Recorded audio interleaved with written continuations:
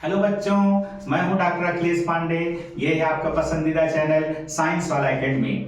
आज बच्चों आप लोगों के लिए मैं एक स्पेशल टॉपिक लेकर के आया हूं, 10 बेस्ट वेज टू स्टडी। पढ़ाई करने के 10 बेस्ट तरीके। सारे तरीके साइंटिफिकली अप्रूव्ड हैं और ये वीडियो आप लोगों के लिए बहुत इंपॉर्टेंट है, इसलिए कंसंट्रेट होकर के लास्ट तक पूरा वीडियो देखें। पहला तरीका है बच्चों, डेली का डेली अपनी कैपेसिटी के अनुसार आपको एम बनाना है। अपनी क्षमता हर बच्चे को पता होती है, वो दिन भर में कितना पढ़ाई कर सकता है, तो अलग अलग सब्जेक्ट में कितना पढ़ना है, क्या क्या पढ़ना है, उसका पहले से एम बना लें। फायदा क्या होगा कि ब्रेन की प्रोग्रामिंग पहले से ही हो जाएगी। ब्रेन को पता रहेगा कि अभी कितना आपका एम कंप्लीट हुआ और कितना अभी बचा हुआ है। इससे होगा क्या कि आपका कंसंट्रेशन लास्ट तक बना रहेगा और आपका मन भटकने नहीं पाएगा। हाँ, ये चीज जरूर ध्यान रखना है कि कभी भी इम्पॉसिबल एम ना बनाएं, अदरवाइज आपका ब्रेन जवाब दे जाएगा और मोटिवेशन ही खत्म हो जाएगा, पढ़ने का मन ही नहीं करेगा। इसके बाद क्या करना है कि अब एक एक सब्जेक्ट उठाइए, जो टॉपिक उसमें पढ़ना है आज उस टॉपिक को शुरू करने के पहले पन्ना पलट करके उसकी सारी हेडिंग्स देख लीजिए। फायदा फिर वही कि ब्रेन की प्रोग्रामिंग आपने पहले से कर दिया, उससे कंसंट्रेशन इंप्रूव होगा और कंसंट्रेशन इंप्रूव होगा तो आपकी मेमोरी भी इंप्रूव होगी और ब्रेन को पता रहेगा कि अभी कौन सी हेडिंग आपने कंप्लीट किया और अभी कौन कौन सी हेडिंग्स अभी बची हुई हैं। दूसरा तरीका, लिख कर पढ़ें। क्या करें? लिख कर पढ़ें। इससे क्या फायदा होगा? अगर हम केवल रीडिंग करते हैं तो हमारी केवल रीडिंग मेमोरी बनती है,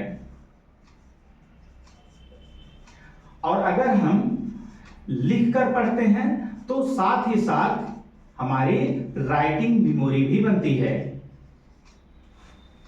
इसका क्या फायदा है? राइटिंग मेमोरी बनाने से फायदा है कि हम अपने लेफ्ट ब्रेन के साथ साथ अपने राइट ब्रेन को भी इस्तेमाल कर रहे हैं, और जितना हम अपने राइट ब्रेन को यूज करेंगे उतना हमारा मेमोरी पावर बढ़ेगा। हाँ, नोट्स जो भी बनाएं वो वर्ड टू वर्ड नहीं बनाना है, एक एक शब्द नहीं लिखना है। जो भी नोट्स बनाएंगे उसमें क्या करना है, केवल इंपॉर्टेंट पॉइंट्स ही लिखना है, इंपॉर्टेंट पॉइंट्स ही लिखना है। और लास्ट में जब पूरा कंप्लीट नोट्स बन जाए तो मेमोरी मैप बनाएं। मेमोरी मैप बनाने की आदत डालें, हर चैप्टर का मेमोरी मैप बनाना है। उसमें जो इंपॉर्टेंट पॉइंट्स हैं उसको इस तरीके से उसको लिखें कि पूरा जो मैप है देखते ही पूरे चैप्टर को आप रिकॉल कर सकते हैं कि आज उस चैप्टर में आपने क्या क्या पढ़ाई की है। अब आते हैं तीसरे तरीके पे। वो क्या है कि जिस चीज को पढ़ना है, जिस चीज को याद करना है, उसको इंपॉर्टेंस दें। उसको क्या दें? इंपॉर्टेंस दें, उसकी वैल्यू बढ़ा दें।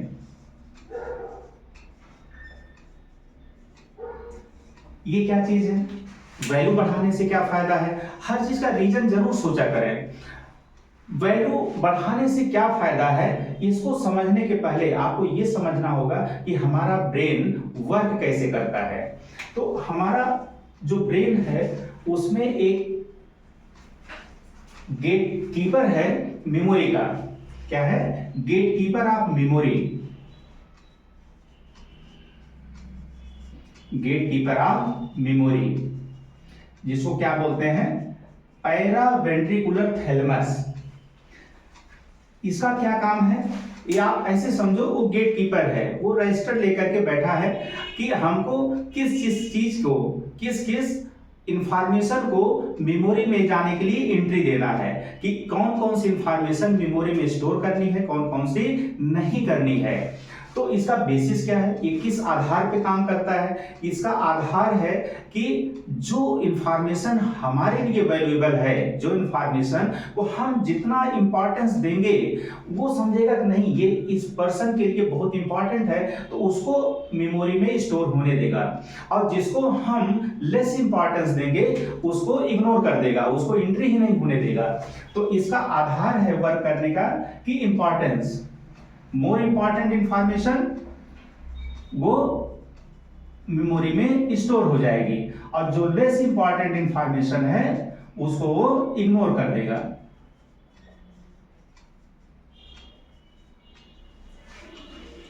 तो इस तरीके से ये वर्क करता है। अब क्वेश्चन ये उठता है कि हम इंपॉर्टेंस कैसे बढ़ाएं? किसी इंफॉर्मेशन को या कोई टॉपिक है उसको हमको याद करना है, उसकी वैल्यू हम कैसे बढ़ाएं? तो सबसे आसान तरीका है कि उसको हम इमोशनल टच दे सकते हैं। क्या कर सकते हैं? इमोशनल टच दे सकते हैं। जैसे उदाहरण के तौर पे कि हमने ऐसे ही सोचा कि ये टॉपिक अगर मेरे एग्जाम में आ गया, मेरे फाइनल एग्जाम में आ गया, हमारे बोर्ड के एग्जाम में आ गया, तो मैं कितना अच्छे से उसको लिख सकूंगा और अच्छे नंबर पा जाऊंगा। कंपटीशन में अगर आ गया मेरे तो मैं सफल हो जाऊंगा। तो इस तरीके से आपने उसको एक इंपॉर्टेंस बढ़ा दी उसकी। या जैसे सपोज करिए आप किसी बीमारी के बारे में पढ़ाई कर रहे हैं, या कोई आप सिस्टम जैसे एक्सक्रीटरी सिस्टम, नर्वस सिस्टम पढ़ाई कर रहे हैं, तो आप उसको ऐसे मान सकते हैं कि ये अगर हम जैसे हम डॉक्टर बने और इस तरीके का पेशेंट हमारे पास आ गया, या हमारे किसी बहुत खास इंसान को अगर ये बीमारी है और हम जाएंगे तो उसको डिटेल से बताएंगे कि आपको ऐसे ऐसे प्रॉब्लम है, तो आपने उसको एक इमोशनल टच दे दिया। तो उससे क्या होगा कि वो इंफॉर्मेशन की वैल्यू आपने बढ़ा दी, तो वो मेमोरी में स्टोर हो जाएगी, और केवल स्टोर ही नहीं होगी, वो लॉन्ग टर्म मेमोरी उसकी बन जाएगी, उसकी लॉन्ग टर्म मेमोरी बन जाएगी। जल्दी आप उसको भूलेंगे नहीं, क्योंकि इमोशनल मेमोरीज जल्दी वॉश आउट ब्रेन से नहीं होती, उसको हम लोग जल्दी भूल नहीं पाते। अगर उसने कोई मेमोरी ऐसी है जो इमोशंस को ज्यादा टच कर गई, तो जीवन भर जब तक हम लोग जिंदा रहते हैं उसको भूल नहीं सकते। और मेमोरी का एक चीज और ध्यान रखना है कि जितना हम इंपॉर्टेंस देते हैं, जितना हम इंपॉर्टेंस देते हैं, वो करता क्या है एक्चुअली, वो हमारे इंटरेस्ट को बढ़ाता है, हमारे इंटरेस्ट को बढ़ाता है। और जितना हमारा इंटरेस्ट बढ़ेगा उतना हमारा कंसंट्रेशन इंप्रूव होगा। Interest directly proportional to concentration, और जितना हमारा कंसंट्रेशन अच्छा रहेगा पढ़ते समय, उतनी ही हमारी मेमोरी इंप्रूव होगी। तो importance directly proportional to interest, interest directly proportional to concentration, and concentration directly proportional to memory. इस चीज को याद रखिए।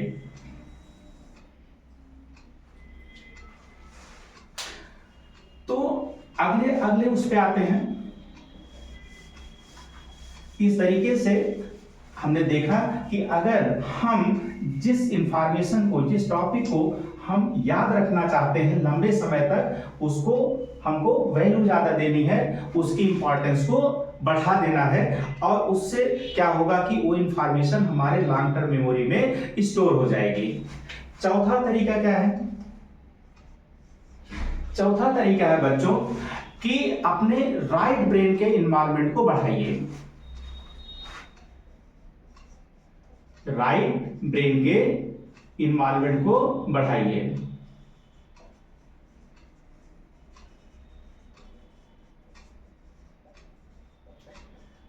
क्योंकि जितना हम राइट ब्रेन को इन्वॉल्व करेंगे उतना ही हमारी मेमोरी पावर बढ़ेगी। उसको कैसे बढ़ाना है? क्या करना है कि जो जैसे कोई पर्टिकुलर चीज है जो हमको याद नहीं हो रही है, तो उसको हम किसी ऐसी चीज से रिलेट कर सकते हैं जिसमें राइट ब्रेन का इस्तेमाल होता है। जैसे उसको किसी कलर से रिलेट कर दिया, किसी साइज या शेप से रिलेट कर दिया, या स्पेसिफिक कोई साइन या कोई मार्क उस पे हमने बना दिया।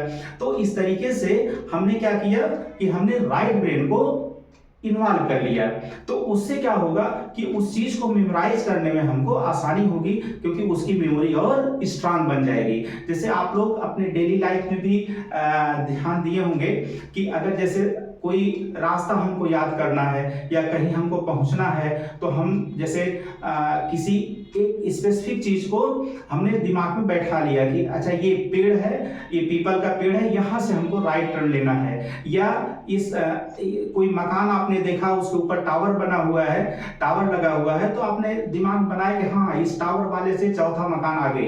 तो इस तरीके से वो चीज आपके मेमोरी में, लॉन्ग टर्म मेमोरी में चली जाएगी और उसको आप जल्दी भूलेंगे नहीं। जैसे ही वो टावर या वो पीपल का पेड़ या कोई पर्टिकुलर जो है शॉप, अगर आप जैसे ही उसको देखेंगे तो वो चीज आपको आगे का याद दिला देगी। पांचवा तरीका है बच्चों, सिटिंग छोटी रखें।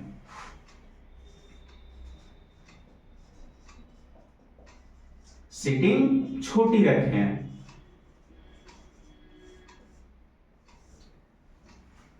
इससे क्या फायदा होगा?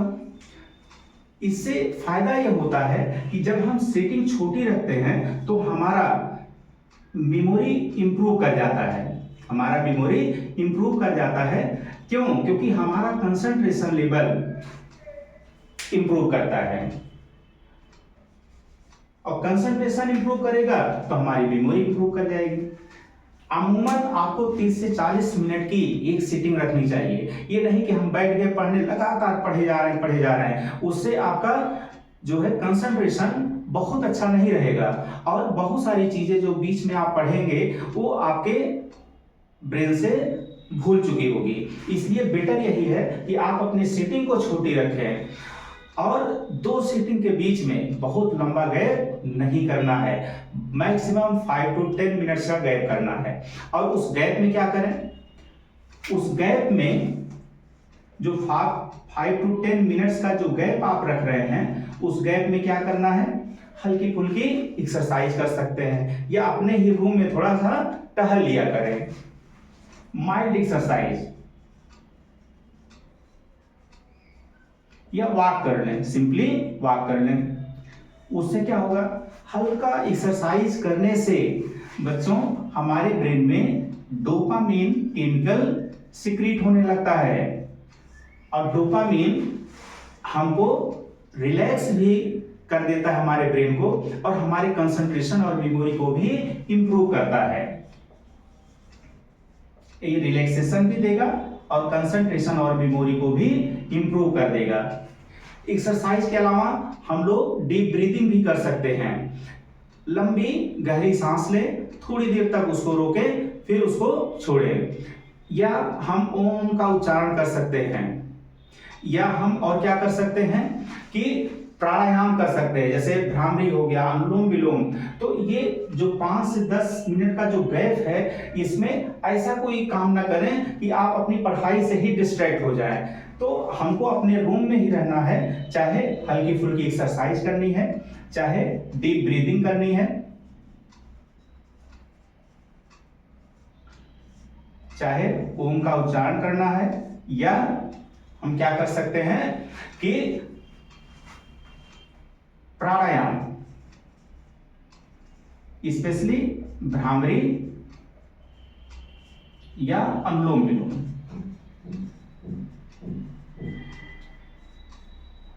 इससे हमारा कंसंट्रेशन भी इंप्रूव होगा, हम रिलैक्स फील करने लगेंगे, और फिर से हम पढ़ाई करने के लिए बैठ जाएंगे। फिर 30 से 40 मिनट का सिटिंग करिए, फिर 5 से 10 मिनट का गैप करिए। इस तरीके से सिटिंग छोटी करके आप अपने कंसंट्रेशन और अपने मेमोरी को बढ़ा सकते हैं, और अपनी पढ़ाई को और ज्यादा एफिशिएंट बना सकते हैं। अगला तरीका बच्चों क्या है?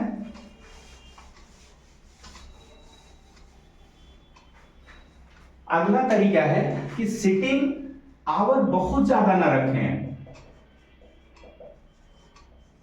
सिटिंग आवर पूरे दिन भर का, मैं पूरे दिन भर की बात कर रहा हूं, सिटिंग आवर पूरे दिन भर का बहुत ज्यादा न रखें।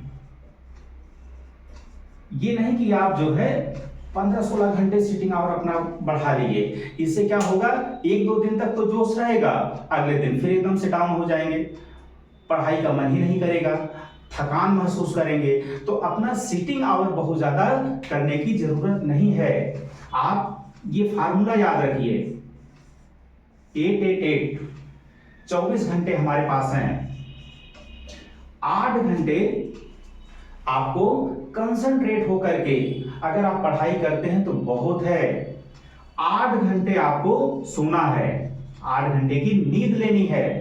नींद को कम करके पढ़ाई करने की जरूरत नहीं है, क्योंकि नींद रिस्टोरिंग होती है, वो हमारे मेमोरी पावर को बढ़ाती है, हमको रिलैक्सेशन प्रदान करती है और हमारी जो मेंटल थकान है उसको दूर कर देती है।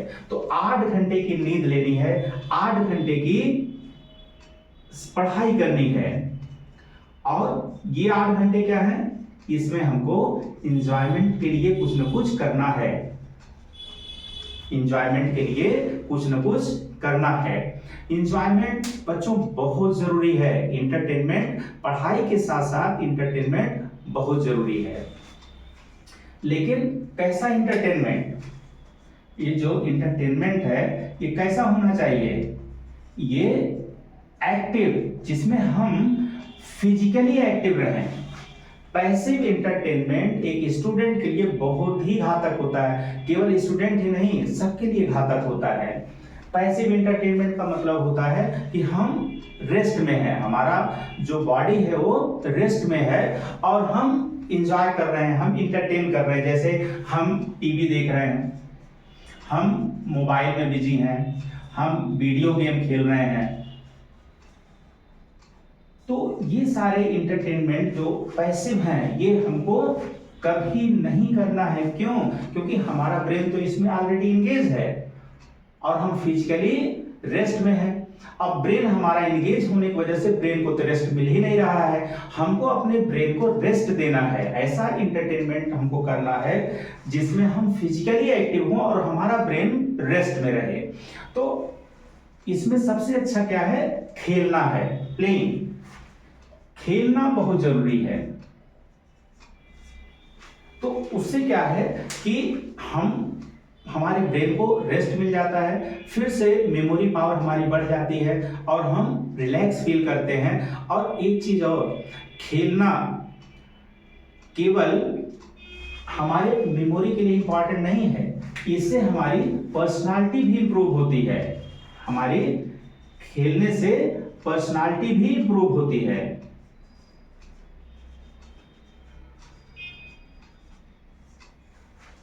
अगर हम वीक पर्सनालिटी के हैं, अगर हम वीक पर्सनालिटी के हैं तो वीक पर्सनालिटी कैसे पहचानी जाती है, ऐसे लोगों की जिनकी पर्सनालिटी वीक होती है, ऐसे लोगों के अंदर अवॉइडिंग टेंडेंसी होती है। क्या होती है? अवॉइडिंग टेंडेंसी होती है कि आज इसको हम नहीं करेंगे, कल कर लेंगे। और करना क्या चाहिए कि जो कल करना है उसको आज ही करें। काल करे सो आज कर, आज करे सो अब, अभी तुरंत करना है। और क्या उनके अंदर दिक्कत होती है? Blaming tendency. वो अपनी असफलता के लिए हमेशा ब्लेम करते रहते हैं, ऐसा ना हुआ होता तो ऐसा हो जाता। तो हमेशा उनका टेंडेंसी क्या होता है? ब्लेमिंग टेंडेंसी होता है कि अपनी प्रॉब्लम के लिए, अपनी असफलता के लिए वो दूसरों पर ब्लेम डालते रहते हैं और रिस्पॉन्सिबिलिटी लेने से भागते हैं। अगर कहीं पे वो असफल हुए तो उसके लिए अपनी खुद की रिस्पॉन्सिबिलिटी लेने से भागते हैं।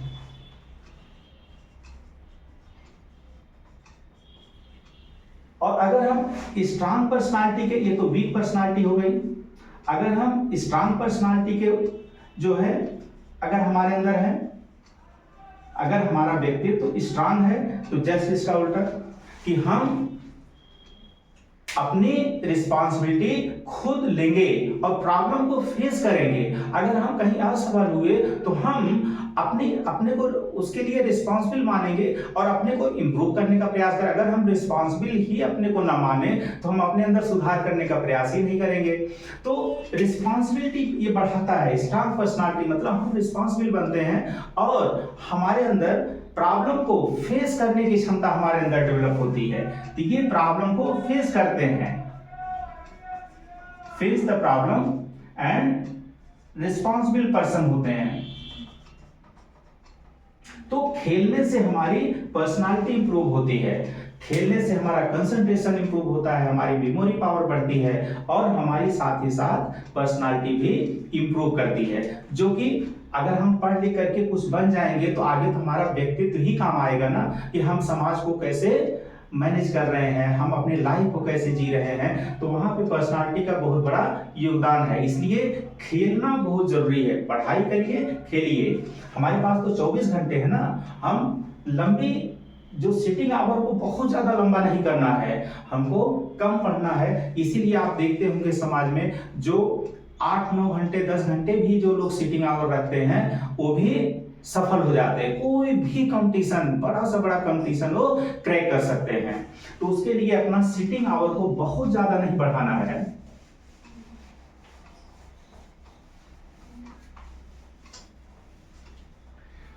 7वां तरीका क्या है बच्चों, कि रिवीजन करें। क्या करें? रिवीजन करें, कि किसी चीज को बार बार पढ़ें। उससे सबसे बड़ा फायदा क्या होता है कि अमूमन हम लोग जो पढ़ाई करते हैं उसको उस शॉर्ट टर्म मेमोरी में जाता है। शॉर्ट टर्म मेमोरी का मतलब है कि हम और मेमोरी बहुत लंबे समय के लिए नहीं बनी है। अगर हम उसको बार बार रिवाइज नहीं करेंगे तो बहुत जल्दी उस चीज को हम भूल जाएंगे। तो शॉर्ट टर्म मेमोरी को लॉन्ग टर्म मेमोरी में कन्वर्ट करने का सबसे जो बढ़िया तरीका है वो क्या है? रिवीजन का, कि बार बार उस चीज को देखिए, बार बार उस चीज को आपको पढ़ना है। तो वो अपने आप धीरे धीरे जो शॉर्ट टर्म मेमोरी बनी है वो लॉन्ग टर्म मेमोरी में कन्वर्ट हो जाएगी। रिवीजन फ्रीक्वेंट होना चाहिए। इस चीज को ध्यान रखना, ये नहीं कि आज आपने कोई चीज पढ़ा और फिर 6 महीने बाद, 4 महीने बाद या जस्ट एग्जाम के पहले जाकर के दोबारा पढ़ रहे हैं। वो रिवीजन का सही तरीका नहीं है। रिवीजन फ्रीक्वेंट होना चाहिए। जो बेस्ट रिवीजन का तरीका माना गया है वो क्या है कि आपको 24 घंटे में विद इन 24 आवर आपको किसी भी चीज को 3 बार अपनी नजर से देखना है, 3 बार पढ़ना है उसको। कैसे? आप पूरे दिन भर में जो कुछ आपने पढ़ा वो आपकी एक फर्स्ट रीडिंग हुई। आप सोने के पहले अपना थोड़ा सा टाइम बचा करके रखिए कि हमको लगातार जब तक हमको सोने का टाइम हो जाए तब तक पढ़ाई नहीं करनी है। उसके 2 घंटे पहले ही पढ़ाई को बंद कर देना है। फिर उस टाइम में आप जो दिन भर में आपने पढ़ाई की है उसको आप सेकंड टाइम देख लीजिए।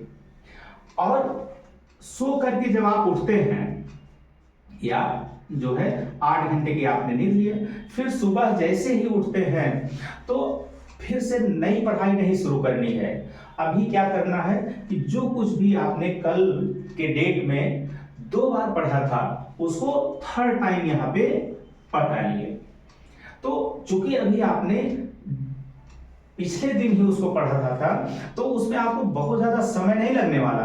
आप बस पन्ना पलटते जाएंगे, आपको पता रहेगा कि कमजोर कड़ी कहाँ है, बस उसी को देखना है। इस तरीके से आप 24 घंटे में एक ही चीज को 3 बार आपने पढ़ा। चौथी बार उसको आप कब पढ़ेंगे? संडे को। संडे को आप कोई भी नई चीज ना पढ़ें।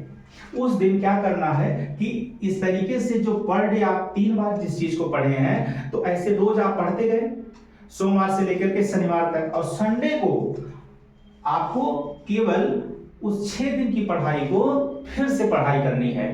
तो ये चौथा जो रिवीजन हुआ संडे को हो गया। इस तरीके से एक हफ्ते में 1 वीक में कितनी बार हो गया? 1 वीक में 4 टाइम्स। 1 वीक में 4 टाइम्स। और फिर लास्ट संडे, जो महीने का लास्ट संडे है, उसमें हम क्या करेंगे? उसी चीज को 5वीं बार पढ़ाई करेंगे। इस तरीके से एक एक हफ्ते में जो हमने 4 बार जिस चीज को पढ़ा, ऐसे 4 हफ्ते हुए एक महीने में। तो लास्ट संडे ऑफ मंथ उस संडे को हम क्या करेंगे कि पूरे महीने में जितना हमने पढ़ाई किया था उसको हम रिवाइज करेंगे। तो इस तरीके से हम एक ही चीज को हमने कितनी बार पढ़ा, पूरे महीने में 5 बार पढ़ा। तो ये बहुत ही स्टैंडर्ड और साइंटिफिकली अप्रूव्ड तरीका है रिवीजन का, बेस्ट तरीका आप इसको कह सकते हैं। तो रिवीजन करने से क्या फायदा हुआ कि हम अपनी शॉर्ट टर्म मेमोरी को भी लॉन्ग टर्म में कन्वर्ट कर लिए। अब वो चीज हमारे ब्रेन से जल्दी स्लिप नहीं होगी।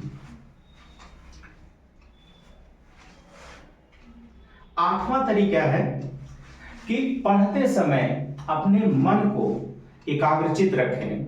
पढ़ते समय अपने मन को एकाग्रचित रखें, उसको भटकने न दें और रिलैक्स मन से पढ़ें। क्या करें? रिलैक्स मन से पढ़ें। मन को एकाग्रचित रखें और रिलैक्स मन से पढ़ें।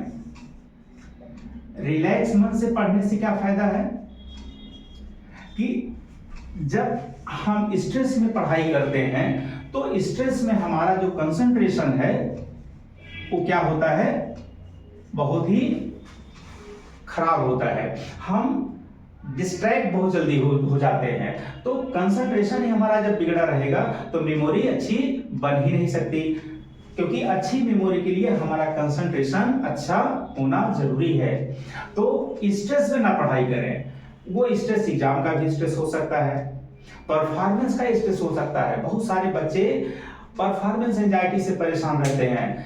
वो दूसरे की उम्मीद को पूरा करने के बोझ में हमेशा अपने आप में स्ट्रेस को बनाए रखते हैं कि हमको जो है मम्मी पापा को खुश करना है, हमको दोस्तों में सबसे आगे रहना है, हमको फर्स्ट नंबर पे रहना है। तो स्ट्रेस लेकर के पढ़ाई अगर आप करते हैं तो आपका कंसंट्रेशन बहुत अच्छा नहीं रहेगा और आपकी मेमोरी भी फिर अच्छी नहीं बनेगी। तो जब भी पढ़ाई करें रिलैक्स मन से पढ़ें। आप दूसरों के लिए नहीं पढ़ रहे हैं, आप अपने लिए पढ़ाई कर रहे हैं। और नंबर पाने के लिए कभी ना परेशान हो, नंबर 1 रहने के लिए कभी ना परेशान हो, हमेशा नॉलेज के लिए परेशान हो कि हमको सीखना है, हमको आना चाहिए। नंबर हमारे जो भी रहेंगे वो हम एक्सेप्ट कर लेंगे, लेकिन हमको नॉलेज होनी चाहिए। अगर हमारे पास नॉलेज है, हमने सीख रखा है, हमको पता है, तो वो कभी खराब नहीं जाएगा। हम समय आने पर अपने को प्रूव कर देंगे कि हमारे अंदर काबिलियत है और हम सफल भी अपने लाइफ में होंगे।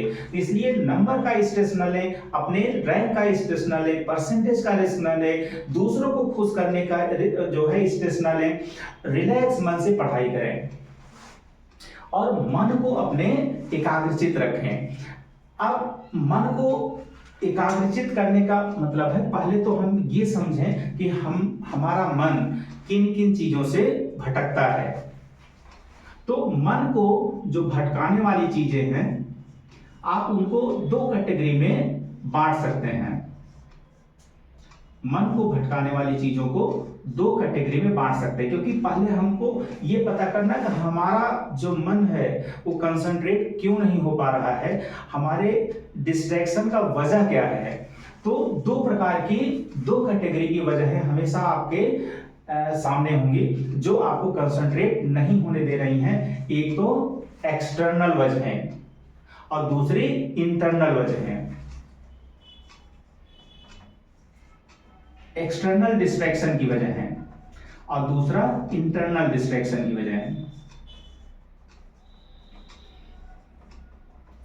एक्सटर्नल डिस्ट्रैक्शन जैसे शोर शराबा, कोई कहीं म्यूजिक बज रहा, हम पढ़ाई कर रहे हैं, अगल बगल में म्यूजिक बज रहा है, या टेलीविजन हो गया, मोबाइल जो है वो भी डिस्ट्रैक्शन करता है। तो जो ये एक्सटर्नल डिस्ट्रैक्शन है उसको कंट्रोल करना, उसको मैनेज करना तो बहुत आसान है।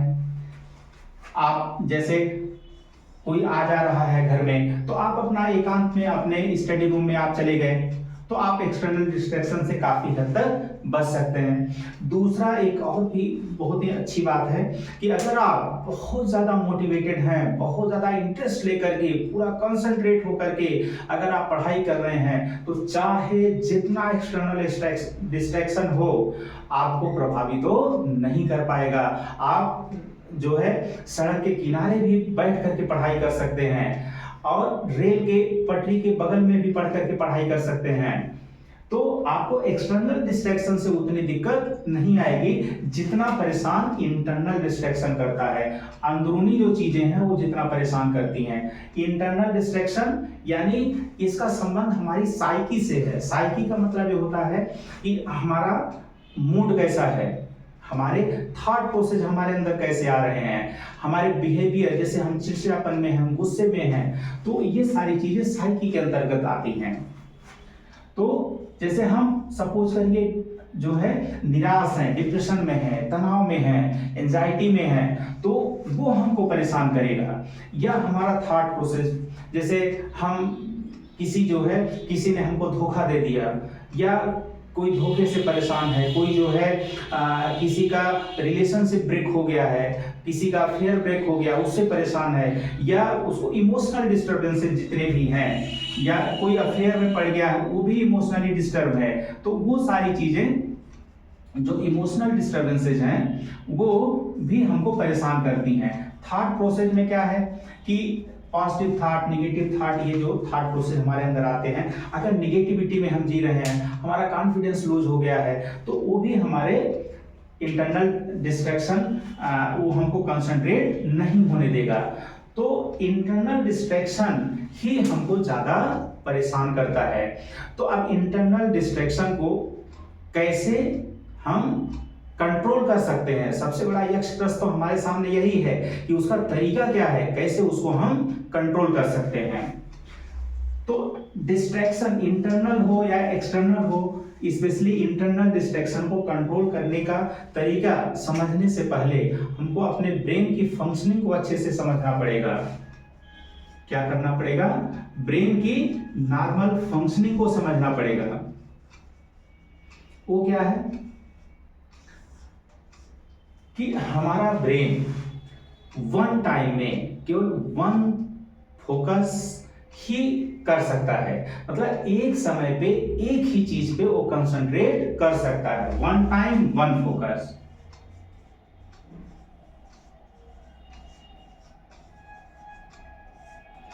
एक टाइम पे केवल एक ही जगह पे वो फोकस कर सकता है।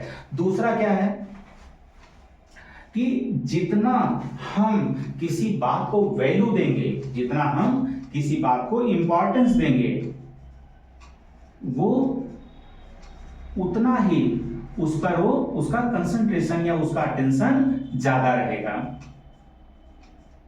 तो ये हमारे नॉर्मल ब्रेन की फंक्शनिंग है कि वो एक समय में एक ही चीज पे फोकस बना सकता है। दूसरा, हम जितना वैल्यू देंगे उतना उसका उस पर ध्यान किसी चीज पे ज्यादा रहेगा।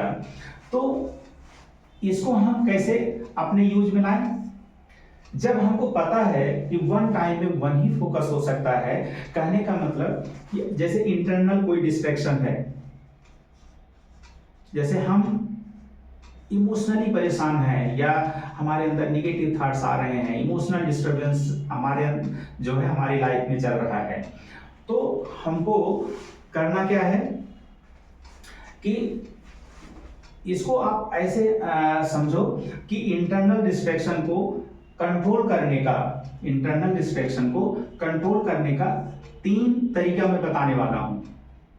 तीन तरीका। पहला कि जिस चीज को हमको भुलाना है उसको भूलने का प्रयास नहीं करना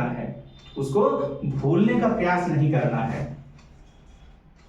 ये क्या चीज है कि हमको भुलाना भी है और भूलने का प्रयास भी नहीं करना है। फिर क्या करना है और क्यों नहीं करना है? क्योंकि अगर हम किसी चीज को भूलने का प्रयास कर रहे हैं, इसका मतलब हम उसको और याद कर रहे हैं, हम तो उसको वैल्यू दे रहे हैं, तो हमारा कंसंट्रेशन उस पर और बना हुआ, हमारा अटेंशन उस पर और बना हुआ है। तो हमको भूलने का प्रयास नहीं करना है, हमको करना क्या है कि हमको अपना फोकस, अपना कंसंट्रेशन, अपना अटेंशन किसी और चीज पे बना देना है। जैसे अगर इसको हमको जो है भूलना है, तो हम इसको भूलने का प्रयास करेंगे, इसका मतलब हम इसको बार बार याद कर रहे हैं। अगर इसको भूलने के प्रयास न करने की जगह अगर हम इस पर अपना फोकस कर दें, तो इस पर से हमारा ध्यान अपने आप हट गया। तो क्यों? क्योंकि हमको पता था कि ब्रेन वन टाइम में वन फोकस ही ब्रेन का बन सकता है, कि वो एक समय में केवल एक ही जगह फोकस बना सकता है। तो हमको अपना फोकस अगर एक जगह से हटाना है, तो हमको दूसरी जगह पे अपना फोकस बनाना है, ना कि उसको भूलने का प्रयास करना है। जैसे सपोज करो कोई कोई किसी की फ्रेंड है, वो अपना जो है ब्रेकअप से परेशान है और बार बार उसको याद आ रही है और पढ़ाई में कंसंट्रेट हो नहीं कर पा रहा है। तो अब उस गर्लफ्रेंड को अपना भुलाने की प्रयास नहीं करना है, करना क्या है कि अपनी पढ़ाई को ही अपना गर्लफ्रेंड बना लो। आप इसको भूलने का कोशिश ही मत करो, आप इसको ही बना लो ना। तो जब यही आपका फ्रेंड हो गया, पढ़ाई ही आपका दोस्त हो गया, तो ये तो अपने आप भूल जाएगा। आप अपना सारा फोकस इस पे लगा दो, इसको भूलने का प्रयास ही मत करो, अपने आप ये चीज भूल जाएगा। पहला काम ये। दूसरा तरीका क्या है कि जिस चीज को आपको भुलाना है, जिस चीज से आपको बचना है, जो इमोशनली जो बातें आपको परेशान कर रही हैं, उसको वैल्यू देना आप कम करो। क्या काम करो कि वैल्यू देना। क्यों? क्योंकि आपको अभी मैंने बताया कि जितना हम उसको वैल्यू देंगे, जितना हम उसको इंपॉर्टेंस देंगे, वो हमारे दिमाग में उतना उसका अटेंशन हमारा वहीं पे बना रहेगा। तो हमको क्या करना है कि वैल्यू देना बंद कर देना है, वैल्यू घटा देना है। कहना बहुत आसान है, लेकिन ये कठिन होता है।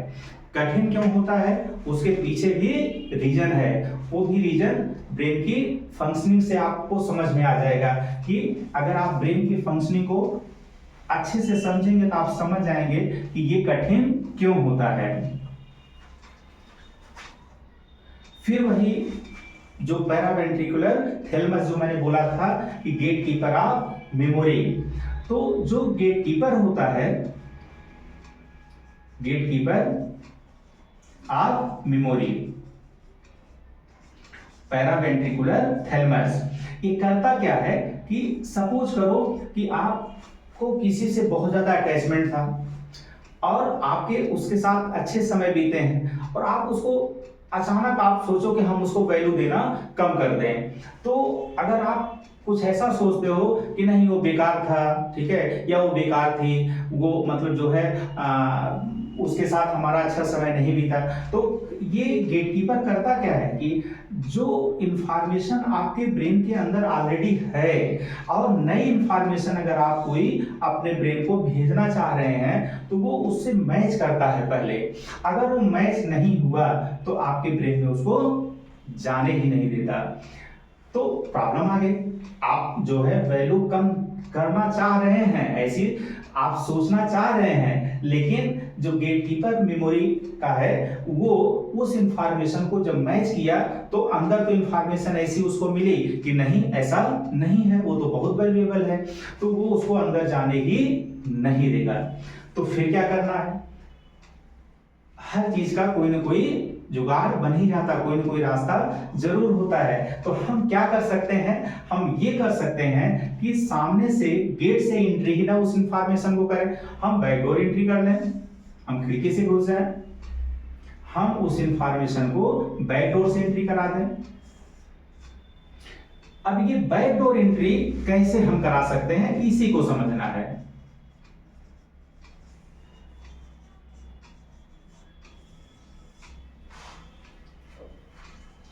बैकडोर एंट्री कराने का जो तरीका है वो क्या है कि हमको क्या करना है कि रिलैक्स माइंड से, हमको रिलैक्स माइंड से इमेजिन करना है, रिलैक्स माइंड से डीप इमेजिनेशन करना है। डीप इमेजिनेशन क्या? 5 सबसे नेगेटिव एस्पेक्ट कि अगर हम ऐसे ही इमोशनली डिस्टर्ब रहे तो हमारा क्या उसका परिणाम होगा। 5 वर्स्ट जो सबसे खराब जो है उसके आउटपुट हो सकते हैं, तो उसको आपको इमेजिन करना है। और 5 जो बेस्ट परिणाम हो सकते हैं अगर हम उस अपने पुराने पास्ट को भूल करके, अगर हम अपने पुराने पास्ट को भूल करके आगे बढ़ गए और अपने प्रेजेंट पे फोकस किए और प्रेजेंट को हमने अपना बेहतर कर लिया ताकि हमारा फ्यूचर अच्छा हो जाए, तो उसके 5 बेस्ट जो आउटपुट क्या होंगे।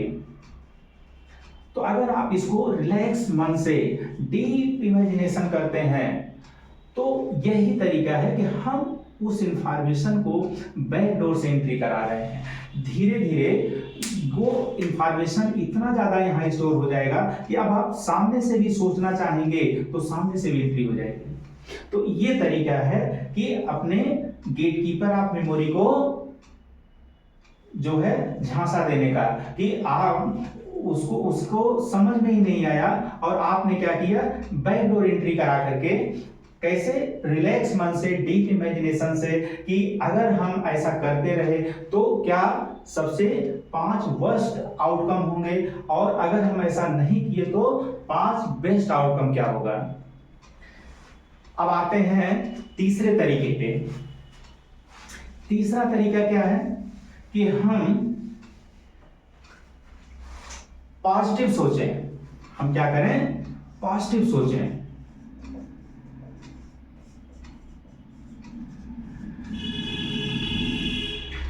ये सोचें कि हम पास्ट को सोच करके अपना जीवन क्यों बर्बाद कर रहे हैं। हमारा समय बहुत कीमती है, बहुत वैल्यूएबल है। पास्ट को हमको भूल जाना है, पुरानी बातें भूल करके हमको अपने प्रेजेंट को वैल्यू देना है। क्योंकि आज जो प्रेजेंट में हम परेशान हैं ये भी तो पास्ट की ही वजह से है।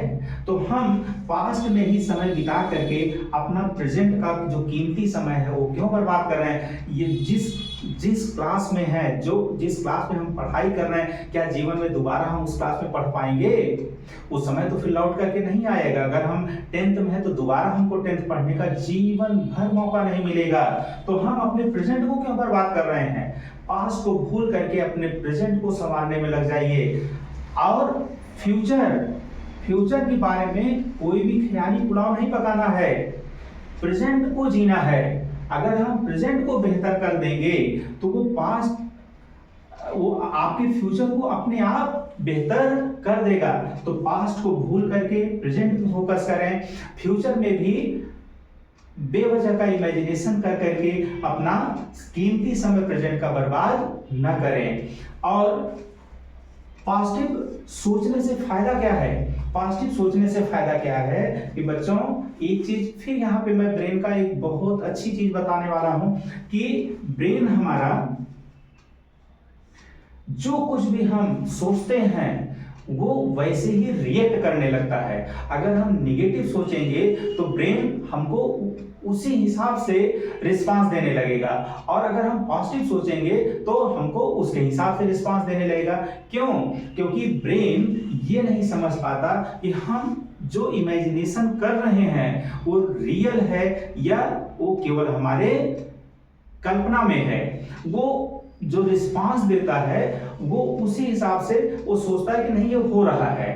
वो उसको इमेजिनेशन नहीं समझ पाता, उसको सोचता है कि ऐसा वास्तव में हो रहा है। तो हमको पॉजिटिव सोचना है। क्या सोचना है कि नहीं, हम पुरानी बातों को भूल सकते हैं, हम अपने इमोशनल डिस्टर्बेंस को काबू कर सकते हैं, हम कंसंट्रेट कर सकते हैं और हम अपना इंटरेस्ट पढ़ाई में बेहतर कर सकते हैं और हमको करना ही है और हम अपनी मेमोरी को बढ़ा सकते हैं, हम सफल हो सकते हैं। इस तरीके से आपको पॉजिटिव सोचना है। और आप देखिएगा कि जैसे आप पॉजिटिव सोचते जाएंगे रिलैक्स मन से पॉजिटिव सोचते जाएंगे, वैसे वैसे आपका इंटरेस्ट लेवल भी बढ़ने लगेगा पढ़ाई में, कंसंट्रेशन इंप्रूव कर जाएगा और आपका मेमोरी पावर, जब कंसंट्रेशन इंप्रूव करेगा तो मेमोरी भी बढ़ेगी। अब आते हैं 9th तरीका, वो क्या है? अच्छी नींद लें। क्या करना है? अच्छी नींद लेना है।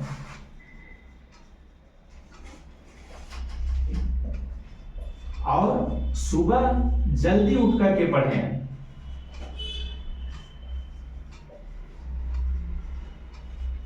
अच्छी नींद लें, कम से कम 7 से 8 घंटे की आपको बढ़िया नींद लेनी है और सुबह जल्दी उठ करके पढ़ाई करनी है। और बेस्ट है कि आप कुर्सी पर बैठ करके पढ़ें, कुर्सी पर बैठकर पढ़ें, लेट कर नहीं पढ़ना चाहिए बच्चों। क्यों? हर चीज का रीजन जरूर सोचा करिए कि अगर आप लेट कर पढ़ रहे हैं तो उससे क्या दिक्कत आएगी। अगर आप ऐसे लेट करके पढ़ रहे हैं तो एक आपके आंख की जो दूरी है किताब से अलग होगी, एक की अलग होगी, तो आपके आंखों पर स्ट्रेस पड़ेगा और आप धीरे धीरे धीरे धीरे आपका विजन का प्रॉब्लम स्टार्ट हो जाएगा, चश्मा लग जाएगा। तो आपको लेट करके पढ़ने की आदत छोड़नी है। कोशिश करिए कि आप हमेशा जो है कुर्सी पर और बैठ करके टेबल पर किताब रख करके आराम से पढ़ाई करिए, ताकि आपके दोनों आंखों की दूरी जो आप पढ़ाई कर रहे हैं उस पर बराबर रहे, फोकस आपका अच्छे से हो पाए और स्ट्रेन ना पड़े आपकी आंखों पे। इसलिए बैठ करके पढ़ने की आदत डालें। और सुबह जल्दी उठ करके पढ़ने के लिए क्या करें? उसके लिए तो आपको जो है समय पे सोना पड़ेगा, ठीक है। अच्छी नींद लेने के लिए आपको 2 काम तो जरूर करना है। अच्छी नींद आए उसके लिए आपको 2 काम क्या करना है कि रात में हल्का भोजन, रात में हल्का भोजन करें। तो रात में हल्का भोजन लेने से आपको जो है अच्छी नींद आएगी, आपको अच्छी नींद आएगी। दूसरा क्या करना है कि आपको जो आपका सोने का टाइम आपने जो निर्धारित कर रखा है, जैसे आपको 10 बजे सोना है, 10:30 बजे, 11 बजे सोना है, तो आपको सोने के कम से कम 1 से 1.5 घंटे 2 घंटे पहले अपनी पढ़ाई को बंद करना है। कम से कम 1 घंटा पहले अपनी पढ़ाई को, एक्टिव जो पढ़ाई है उसको बंद कर दें। अदरवाइज वो आपको जो है अच्छी नींद लेने से जो है रोकेगा, दिमाग में वो थॉट्स चलते रहेंगे, ठीक है। तो आपको क्या करना है कि आपको कम से कम 1 घंटे पहले अपनी पढ़ाई को, एक्टिव पढ़ाई को रोक देनी है और अपने माइंड को क्या करना है? रिलैक्स करना है। आप रिलैक्स करने के लिए आप जो है डीप ब्रीथिंग भी कर सकते हैं। तो जो है आपको अच्छी नींद बहुत जरूरी है। इससे क्या होगा कि सुबह आप जो है जल्दी उठ जाएंगे। सुबह भोर में उठ करके पढ़ने से सबसे बड़ा फायदा क्या है कि उस समय आपका जो ब्रेन है पूरी तरीके से रिलैक्स रहता है और आपका कंसंट्रेशन भी बहुत अच्छा रहता है। पूरा ब्रेन रीएनर्जाइज हो चुका होता है अच्छी नींद की वजह से। और उस समय उससे फायदा क्या होगा कि आपका आउटपुट बहुत अच्छा रहेगा। आपका जो पढ़ाई का जो आउटपुट है वो बहुत अच्छा रहेगा। आप ऐसे समझो कि अगर आप सुबह जल्दी उठ करके सूर्योदय के पहले, स्पेशली क्या है, सूर्योदय के पहले, अगर आप सूर्योदय के पहले उठ करके अगर आप 2 घंटा भी पढ़ दिए, 2 आवर की भी स्टडी कर दिए, तो वो दिन भर के किसी भी समय 3 से 4 घंटे की पढ़ाई के आउटपुट के बराबर होगा। तो सुबह सूर्योदय के पहले अगर आप उठ करके पढ़ते हैं तो उस पढ़ाई का जो एफिशिएंसी है बहुत हाई रहता है, एफिशिएंट पढ़ाई होती है। तो सोचिए आपका कितना फायदा है कि आपने पढ़ाई तो 2 घंटे की, लेकिन उसका आउटपुट किसी और समय पढ़े गए 3 से 4 घंटे की पढ़ाई के बराबर का आउटपुट आपका हो गया। तो आपका समय भी बचा। तो आप कोशिश करिए कि सुबह जल्दी उठ करके सूर्योदय के पहले उठ करके अपना पढ़ाई करें। सबसे लास्ट 10वां तरीका क्या है कि किसी को पढ़ाएं, किसी को पढ़ाएं। जो कुछ भी आपने पढ़ा, पढ़ी हुई चीज को किसी को पढ़ाएं। मान लीजिए कोई पढ़ने वाला ना मिला तो आप तकिया को ही रख दीजिए, एक डमी, चल भाई तू ही पढ़, और उसी को पढ़ाएं। उससे क्या होगा कि आप पढ़ाते समय जब आप रिकॉल करेंगे पढ़ी हुई चीजों को, तो आपको अपनी कमजोर कड़ियां पता चलेंगी कि कहां कहां आप अटक रहे हैं, और उस चीज को आप फिर से जा करके देख करके उस चीज को इंप्रूव कर सकते हैं। तो सबसे बड़ा फायदा इससे ये होगा कि आपका जो जो कमजोर कड़ी होगा उसको आप दुरुस्त कर सकते हैं, उसको ठीक कर सकते हैं। तो ये 10 तरीके हैं बच्चों कि पढ़ाई के 10 तरीके कि आप कैसे आपको पढ़ना चाहिए, जो बेस्ट है, जो साइंटिफिकली अप्रूव तरीका है। उसको एक बार रिवाइज कर सकते हैं कि पहला तरीका मैंने बताया कि डेली का डेली अपनी क्षमता के अनुसार अपना एम बनाएं, और जो टॉपिक पढ़ना है उसको पढ़ाई शुरू करने के पहले उसकी हेडिंग्स को देख लें। दूसरा तरीका मैंने बताया कि लिख कर पढ़ने की आदत डालें, ताकि राइटिंग मेमोरी भी साथ में बनती रहे। तीसरा तरीका क्या था कि जिस चीज को याद करना है उसकी वैल्यू बढ़ाएं, उसको इंपॉर्टेंस ज्यादा दें।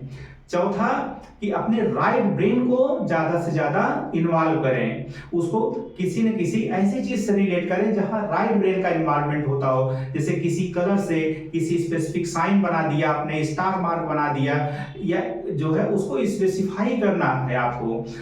पांचवा तरीका क्या है कि अपनी सीटिंग को छोटा रखना है, 30 से 40 मिनट की सीटिंग रखें और 5 से 10 मिनट का गैप रखें। लगातार बैठ करके पढ़ाई न करें, और उस गैप में आपको हल्का फुल्का एक्सरसाइज करना है, या डीप ब्रीदिंग करना है, या ओम का उच्चारण करना है, या प्राणायाम कर सकते हैं। उससे ब्रेन को रिलैक्सेशन मिलेगा, और लंबा गैप कभी ना करें, अदरवाइज आप डिस्ट्रैक्ट हो जाएंगे अपनी पढ़ाई से।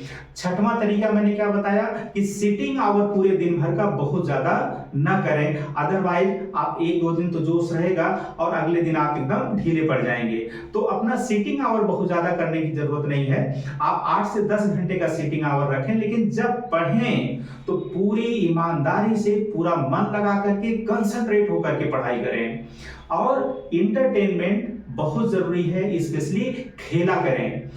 ऐसा इंटरटेनमेंट करना है जिसमें आप फिजिकली एक्टिव हों, उससे आपका कंसंट्रेशन के साथ साथ आपकी मेमोरी तो बढ़ेगी ही बढ़ेगी, कंसंट्रेशन तो बढ़ेगा ही बढ़ेगा, साथ साथ आपकी पर्सनालिटी भी इंप्रूव होगी, और आप रिस्पॉन्सिबल बनेंगे, आप प्रॉब्लम को फेस करना सीखेंगे, आप समस्याओं से भागेंगे नहीं, आपके अंदर अवॉइडिंग टेंडेंसी नहीं डेवलप होगी, आपकी पर्सनालिटी भी साथ साथ इंप्रूव होगी। सातवां तरीका मैंने बताया था कि रिवीजन को फ्रीक्वेंटली करें। रिवीजन करते रहने से आपकी जो शॉर्ट टर्म मेमोरी है धीरे धीरे लॉन्ग टर्म मेमोरी में कन्वर्ट हो जाएगी। आठवां तरीका मैंने बताया था कि पढ़ते समय मन को एकाग्रचित रखना है, और जितने भी डिस्ट्रैक्शंस हैं, specially internal distraction, emotional problems, जो इमोशनल डिस्ट्रैक्शंस हैं जो बहुत ज्यादा परेशान करते हैं, और बाहरी डिस्ट्रैक्शन, उनसे आपको कैसे बचना है, उनसे बचना है। अपने मन को एकाग्रचित करके और रिलैक्स मन से पढ़ाई करें। अगर आप स्ट्रेस में पढ़ाई करते हैं, आप बेवजह का तनाव, परफॉर्मेंस एंजाइटी, एग्जाम में अच्छे नंबर पाने का एंजाइटी अगर आपके अंदर रहता है, तो आपका कंसंट्रेशन भी वो बिगाड़ेगा और आपकी मेमोरी को भी खराब करेगा। तो रिलैक्स मन से पूरा कंसंट्रेट होकर के सारे डिस्ट्रैक्शन को दूर करके आपको पढ़ाई करना है। 9वां तरीका मैंने बोला कि आप अच्छी नींद लिया करें। अच्छी नींद लेकर के सूर्योदय के पहले उठ करके बैठ करके पढ़ने की आदत डालें। और 10वां तरीका क्या है कि किसी को बढ़ी हुई चीजों को पढ़ा करके पढ़ें, उससे आपको मेमोरी भी इंक्रीज करेगी, और जो आपकी कमजोर कड़ियां हैं उसको भी आप इंप्रूव कर लेंगे। तो ये है बच्चों पढ़ाई करने के 10 बेस्ट तरीके। इसको आप आज से ही अपनी पढ़ाई में इन्वॉल्व करें। और अगर ये वीडियो आप लोगों को पसंद आया हो बच्चों, तो इसको ढेर सारी लाइक्स करें, शेयर करें और सब्सक्राइब करें। Thank you.